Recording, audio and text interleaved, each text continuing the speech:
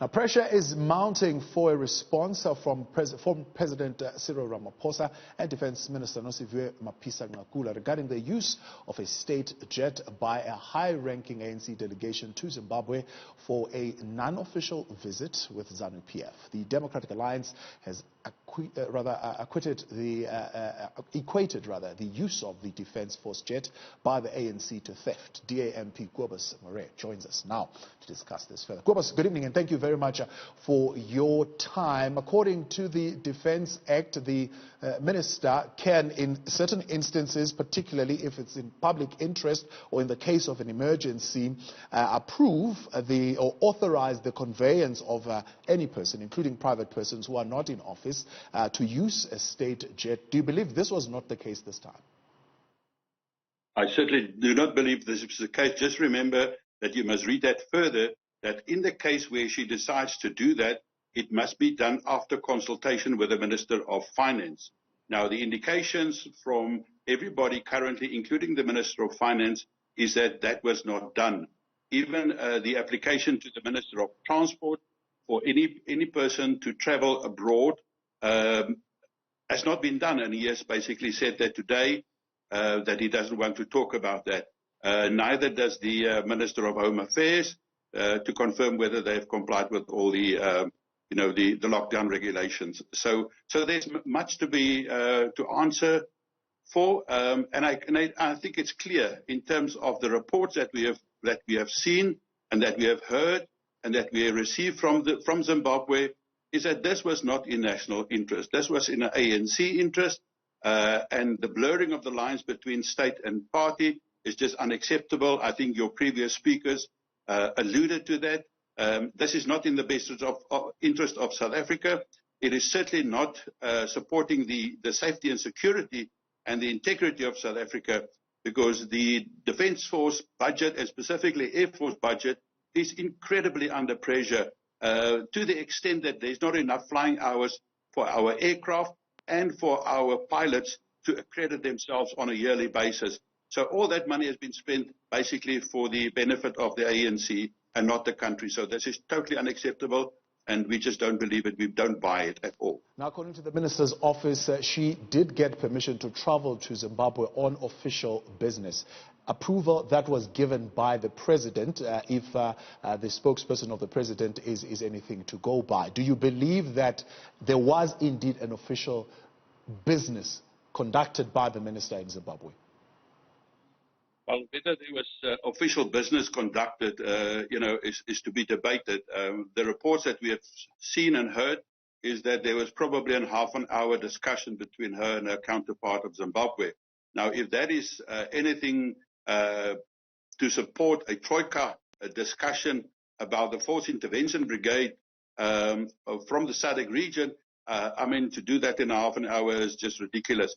We also know that it's been confirmed from Zimbabwe that the whole delegation was identified and received and welcomed as an ANC delegation and not a government delegation. So I think we must stop to play with words, and the minister and the president must stop to play with words, and they must go back and see what is the prima facie evidence that we have got on the table. And the bottom line is we do not have the money.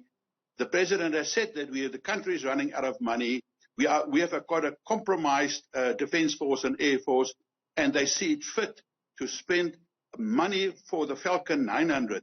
Because remember, she also mostly traveled in the Falcon 50, which is a smaller plane, also a jet, a VVIP jet, which can take up to about 8-9 people. Yeah. This is a Falcon 900 who can take up to 18 people. Right. And the treatment and the entertainment of everybody on board is a total different cost package that we are talking about. So this is waste of taxpayers' money. Is there a requirement that prohibits the minister from using the Falcon 900? No, most certainly not in principle and in law. She's the Minister of Defence, and if there was a particular reason why the Falcon 50 was not available, she can most certainly use the Falcon 900 for official business of the Defence Force. And even if there was, government employees from a department on board the plane, there might be an ethical and a moral matter that we can discuss about, but that would not be illegal.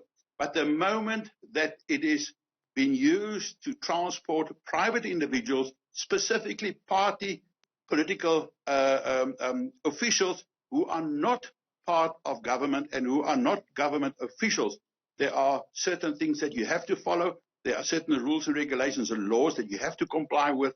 And clearly it seems like that was not the case.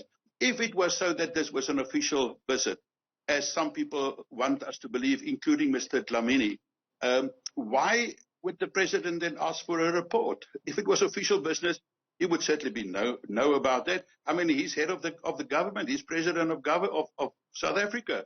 He's also the commander-in-chief of the Air Force and the South African Defence Force. Right. He's also the president of the ANC. Yeah. So clearly, we have got a lot of contradiction. And Kobus, that's really where the confusion really lies, because the president, when he was giving feedback after the meeting of the ANC, as the president of the ANC, made mention of this trip, that he is sending a high-profile delegation to Zimbabwe to go and discuss issues. I mean, they're saying there's no crisis. Initially, when they left, they said there was a crisis, and they're going to discuss the crisis in Zimbabwe. Now, the president on Friday demanding answers and a report from the Minister of Defense and Military Veterans. How much do you think the president knew about this meeting? Of course, it's purely speculation at this point. Well, it is purely speculation. First of all, I mean, if the president didn't know about that, it is, the transgression is even worse than what we anticipated. Because either he doesn't know what's really going on in his government, or he's incredibly strongly undermined by cabinet members and members of the ANC. We know that the delegation that went to Zimbabwe, with the greatest of respect, we know that is the anti-Cyril group and the faction. So was he undermined? And did Magashule use his authority to force the Minister of Defense to make this arrangement? We don't know, and those are the answers that we require, because this is the essence of state capture, corruption, and abuse of taxpayers' money at the expense of the integrity of the country and the safety and security of our nation. Now, the Home Affairs Department also raising issue with permission to leave the country under lockdown regulations. This is the permission that they needed to seek from Department of Home Affairs if that delegation was to leave the country. Now, of course, if they are traveling with the Minister of Defense, they could almost avoid that administrative paperwork. Do you think that was the reason? Well, that shouldn't be the case. That shouldn't be the case, because we know that customs is present on Waterkloof Air Force Base.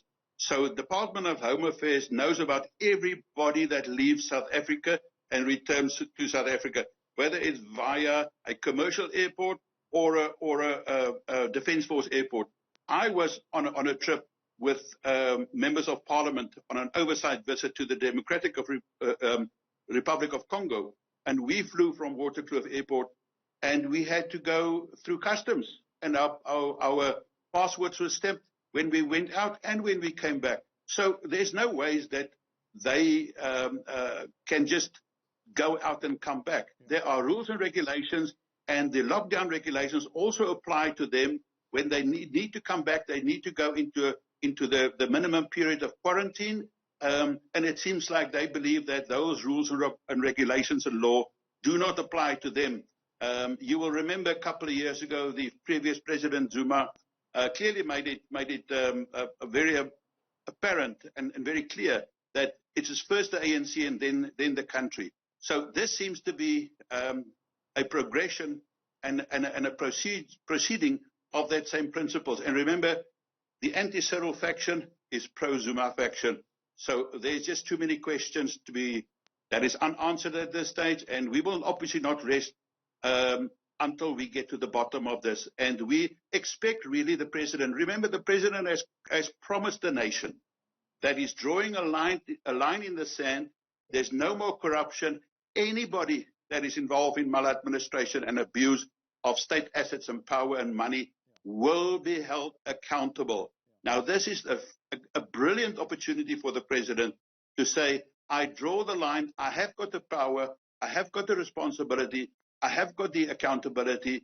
and I will show South Africa that I am serious and honest about my promises to the nation.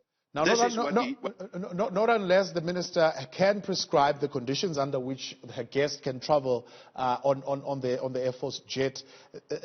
This means that pressure was put on customs as well, because how would then customs have allowed that delegation to fly without the necessary permission? Clearly, but remember, the minister can only decide or have that authority under certain circumstances.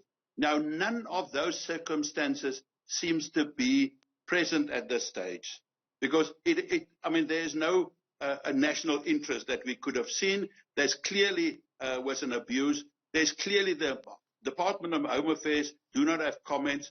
Minister of Transport do not have comments. Minister of Finance cannot respond. Minister of Transport cannot respond. So clearly there was an orchestrated effort by the Minister of Defense and her group of ANC cronies who have certainly abused this. If this is the case, and if they had put pressure on Home Affairs and custom people at Waterkloof Air Force Base, then they need to be held accountable for that. That is the promise that he has made to us, and we as members of Parliament and the public deserves the truth and the honesty by the President, that he must come clear and must come clean and give us what he has promised us.